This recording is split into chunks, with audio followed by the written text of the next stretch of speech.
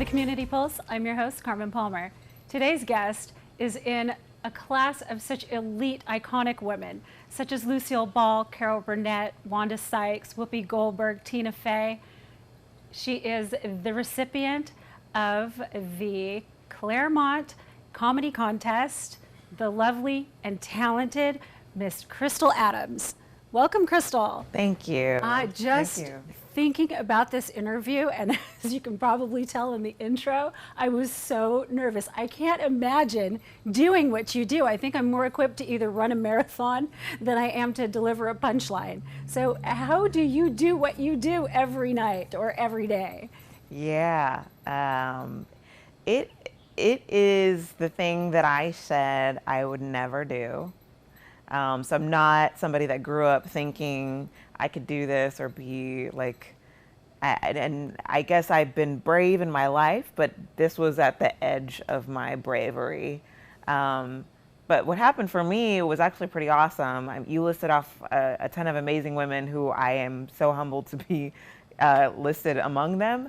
But I had another female comic as a mentor when I first started out.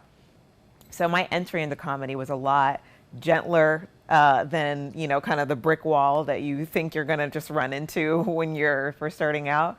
And somebody actually they helped me, they mentored me, they kind of walked me through, figuring out how to start writing my material, figuring out what I wanted to say, figuring out my own voice. And, you know, I got to go up in front of my classmates, which some comedians they kind of poo-poo class. But it was so helpful for me in the beginning because there's no way I would have been doing comedy for as long as I've been doing it now, which is still not even that long. But I wouldn't have been doing it for as long as I've been doing it had I not had that softer entry into the comedy world to get my legs. So that I really credit a lot of my longevity and my ability to kind of go on stage night after night to those beginnings with her. And her name is Bobby Oliver. Oh, wonderful. And I'll have to look her up. So you weren't the class clown? No. In fact, I was a super duper goody two shoes, like ridiculous, like straight edge, like. So did you get teased? No, I mean, I should have. Probably. I mean, my mom teased me, so she was my own personal bully. That was fun. But no, at school, like I had friends. I'm that kind of person that like I don't like to rock the boat. So even comedy, some of the things I talk about now, they are such at the edge of my own social personal comfort because I'm not the kind of person that like kind of digs and like pushes people at their edge. On stage, though, that's another side of me that gets to come out that I didn't realize was there because I was such a diplomatic kid. I got along with everybody.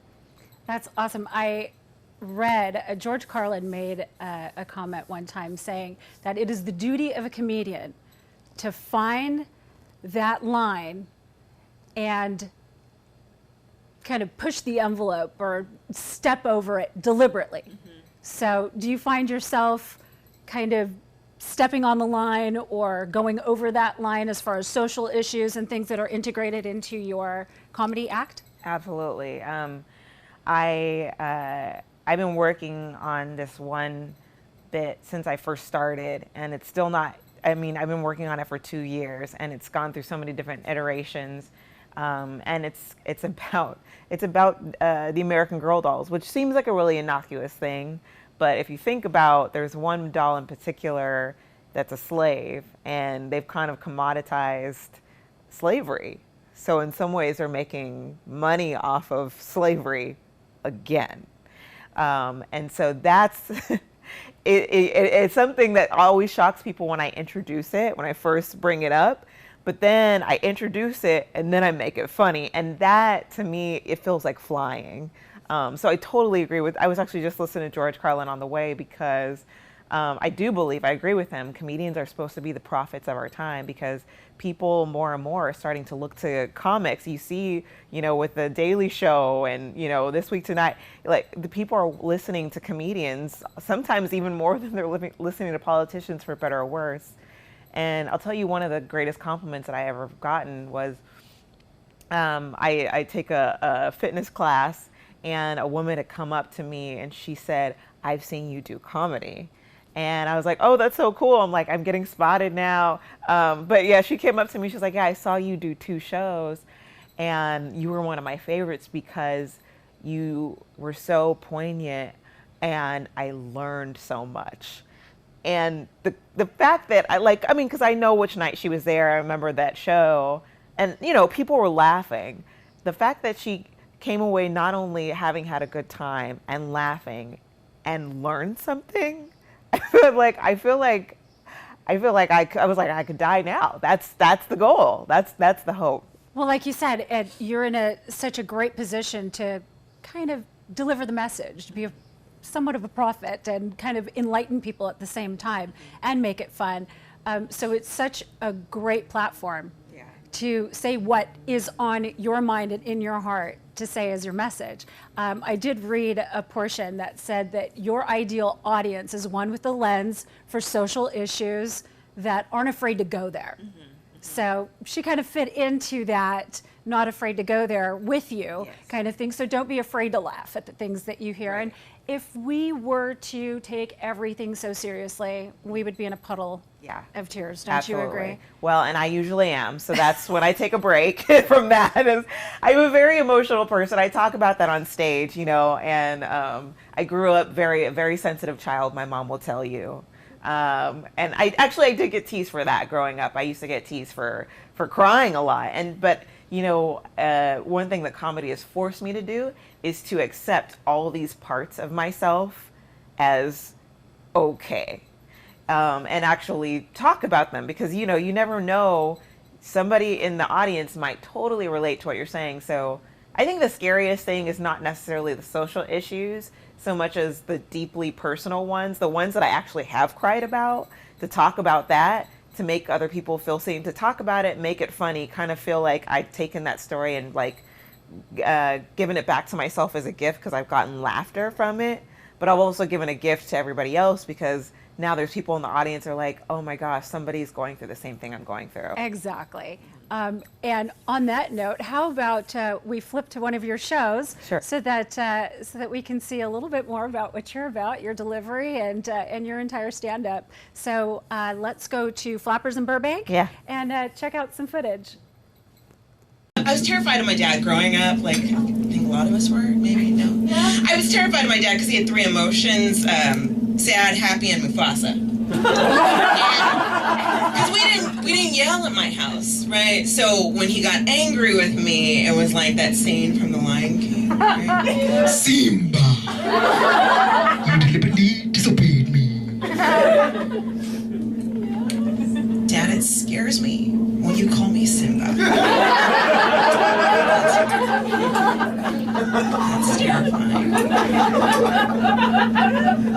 But to top it off, like he worked for a prison, okay? And I thought that meant he could put people in the prison. And I would tell people this, like if people would mess with me on the playground, I would just be like, well, my daddy's gonna throw your daddy in jail. Burn.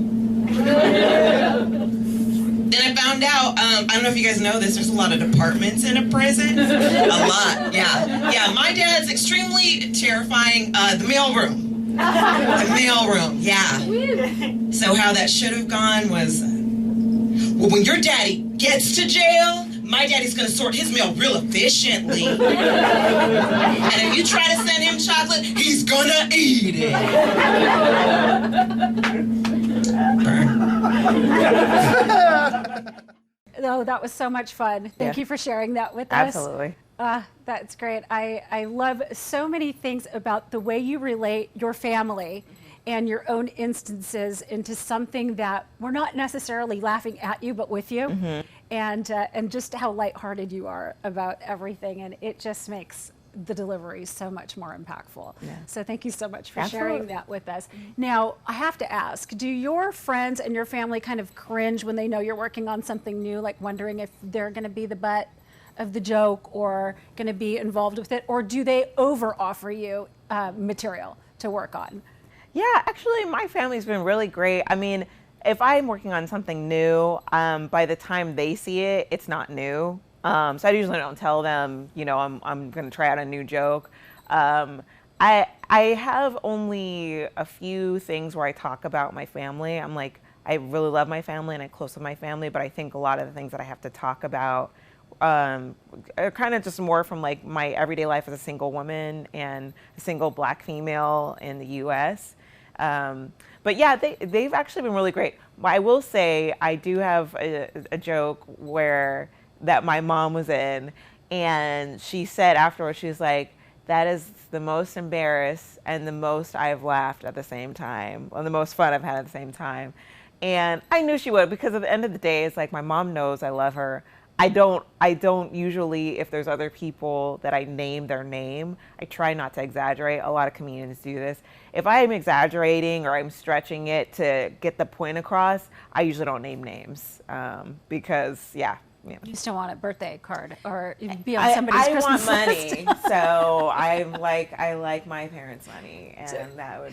Yeah. Don't you hate it when you get an empty card? Yeah. You're like, this. I think I got the wrong one. Yeah. This one's not. It didn't have a check in it. Right. Yeah, they seem to remember every time I remind them, though. So that's wonderful. So tell us a little bit more about being a single woman in America. In America. So there's a lot of, it's exciting because there's a lot of TV shows, there's a lot of movies now that are coming out that are starting to really deal with what it actually means to be a single woman. So not even like some funny guy's idea of what it means to be a single woman, but like really from the woman's perspective, which is really cool. I know the movie How to Be Single just came out, and then Amy Schumer's movie came out. So I think it is exciting that people are actually starting to see what that really means, but also for the people that are living it, see themselves on screen, like, yes, finally, thank you. For me, I think it's a little bit different than some of the narratives that I've seen, which is exciting because that means that the platform within comedy, like this space, is mine. I get to talk about this specifically because, I've been single for, and I said it in my comedy, I've been single for 12 years. And that means like, there's been no other person that's called me their girlfriend or, vice versa. So, and I don't, at first I hesitated about talking about that because it's not something that I'm like excited about, On the other hand, I really enjoy it. There's nothing about it really in my day-to-day life that I want to change. I think what happens is that you only start feeling negatively about it when you get a certain question. And what I've realized is that we as a society don't know how to talk to single people about being single. So normally what I hear after having, if I ever tell somebody that I've been single for this long, and I know my friends have the same thing if they're married and they haven't had kids, it's like, oh, don't worry, you'll find something. It's like, well, what if I don't? Or what if I don't want that? You know what I mean? And so, yeah, I just realized that's really more the problem that I run into is that people don't know how to talk to me about this space that I'm in.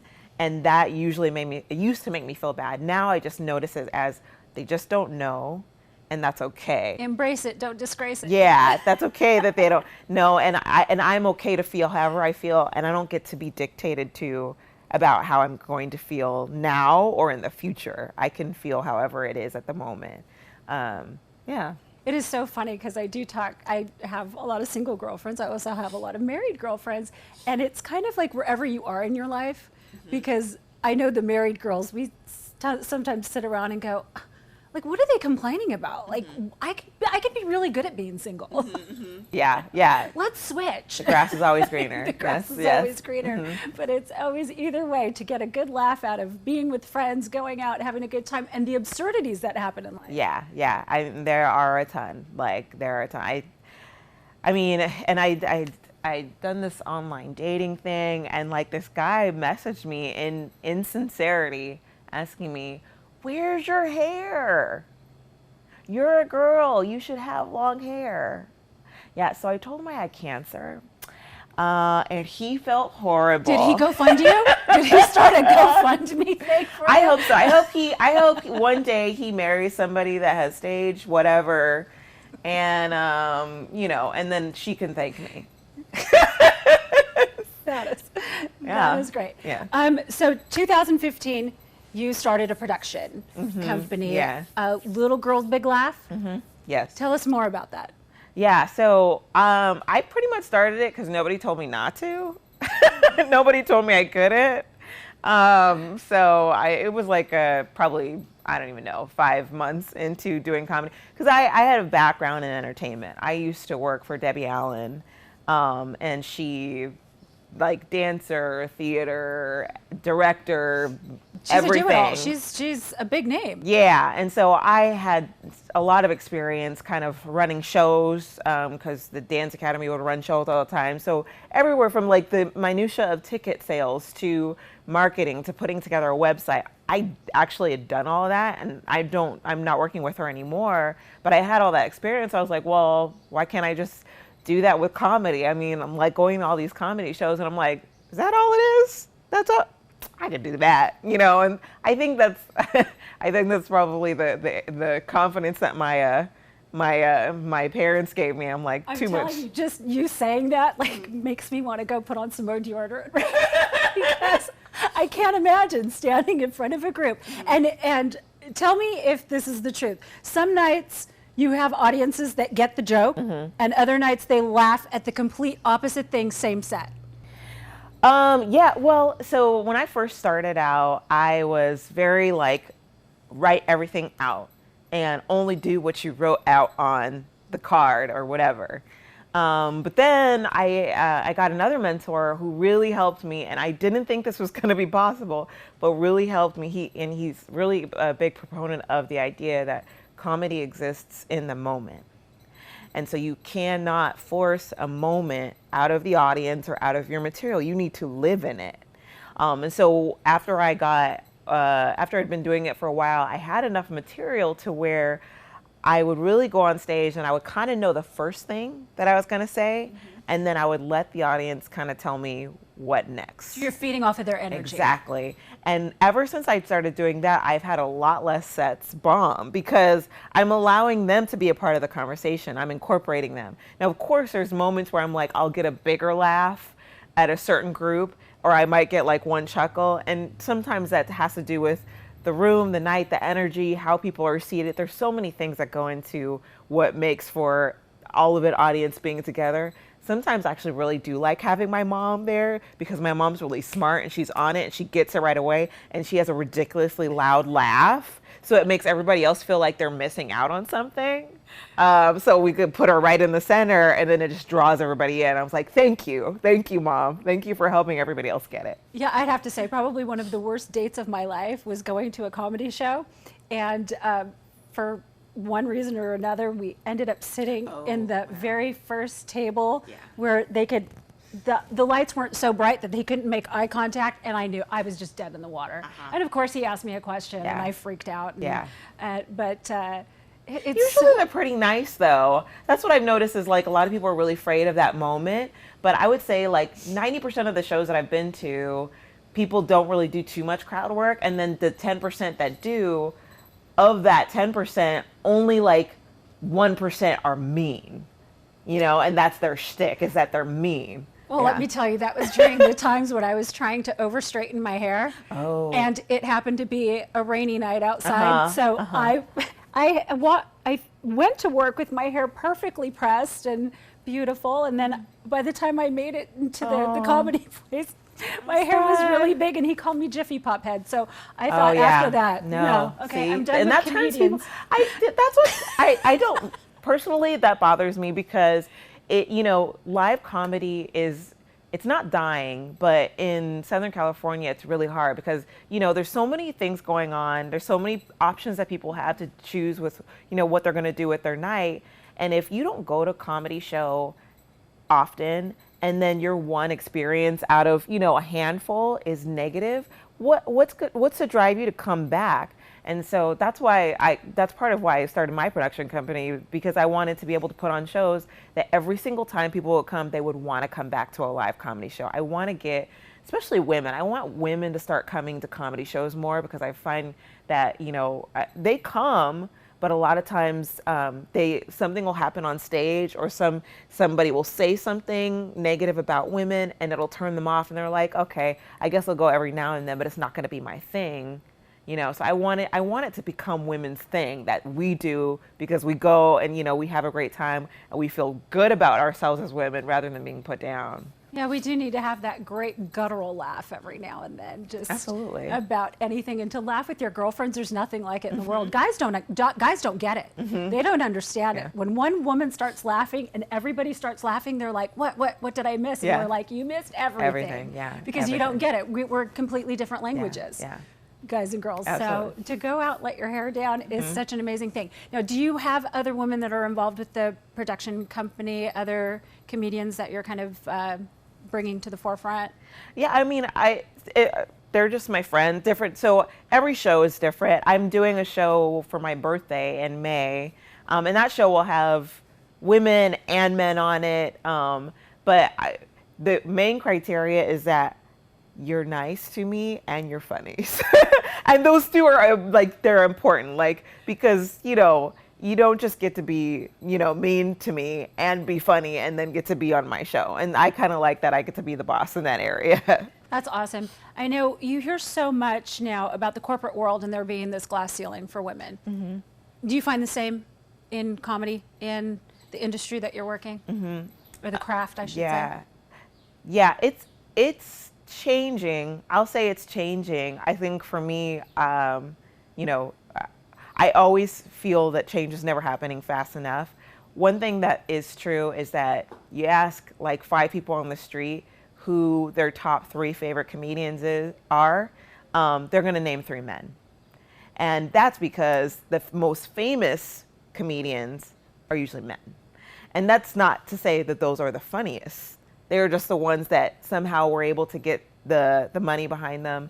And I'm not going to take away from the fact that they're extremely hard workers. Obviously, they're extremely hard workers and they're funny, but people have this perception when they look at a man and they're like, oh yeah, that person could be a comedian. I'll tell you one time I went to a show one time and I walked in the room and somebody thought that I was there trying to find the restroom. And then another guy walked in right behind me and that person assumed that person was a comedian and it was a guy.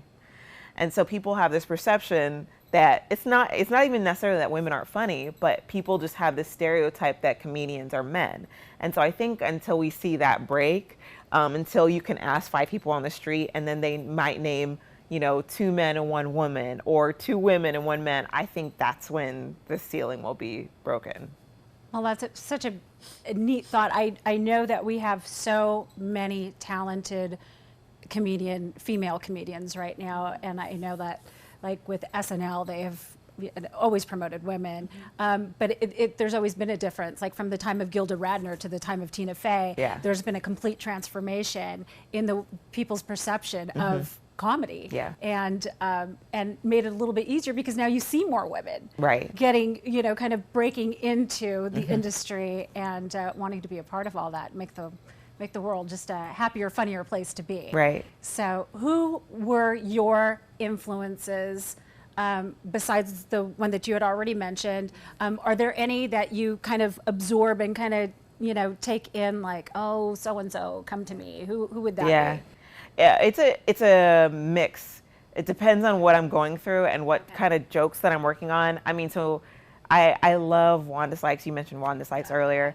I've been listening to a lot of Wanda Sykes and George Carlin and Louis Black recently because a lot of my material is a little bit angry, but I'm trying to figure out that fine line of how to do angry well and still make the audience feel safe, right? Because there are a lot of things happening in the country, and so people kind of tense up, and I don't want them to tense up. I want them to remain relaxed. I'm okay, you're okay, we're in a safe environment. I don't want you to tense up because we're expressing emotion. And George Carlin, Louis Black, and Wanda Sykes do that so well. They toe that line, they're super angry, and people just go with them. They just love it. One of the things that I got such a huge kick out of during one of your monologues was about being less intimidating. Oh, so yeah. wearing pearls. Yes, yeah. That was your go-to accessory. Right. Yeah. The one that made you softer. Well, it's very funny because I was thinking about it one day. I was like, what is, if I could like to pick one accessory out of all of the ones that I wear, because I also work a 9-to-5 and corporate job, and you know, what is the one thing that like sets the difference between me looking like just kind of an average person and me look, no, that's a safe, we can trust that person right there. And I was like, it's pearls. It's pearls. And then you think about anytime you've seen, like, especially like a black person, you see in a mugshot or you've seen somebody get arrested, they're never wearing pearls. Ever. I've never seen that. I've never seen that. And I was like, that feels like the difference. And like, maybe I should start handing out pearls to black people and we will be fine. And they never get their hair done on the day that they're getting a mugshot. Yeah, that's true. Yeah. It's like you shouldn't have canceled that appointment. Mm-hmm. Yeah. You need to plan better, do better planning, and you'll be fine.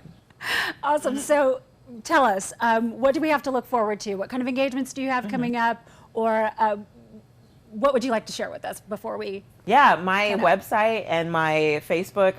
So my website is kristaladams.com. It's Kristal Adams. And I'm on Twitter, I'm on Instagram, and I'm on Facebook, and I post a lot of funny things on all of those. So yeah, please follow. On a regular basis. Yeah. So great. Oh gosh, it's been such a pleasure having you. Thank you so much. Thank you. I really appreciate it. And I look forward to connecting with you again in the future. So please come back and join the show and be a part of it. Let us know what's going on, what's new, and make us laugh. Absolutely. Make us laugh. Oh, thank you. Yeah. You've been a beautiful, beautiful guest to have. Thank you. The great Mark Twain once said that there is only one weapon that the human race has, and that's laughter. Thank you for joining us for another episode of Community Pulse. I'm your host, Carmen Palmer. Go forward and make a difference.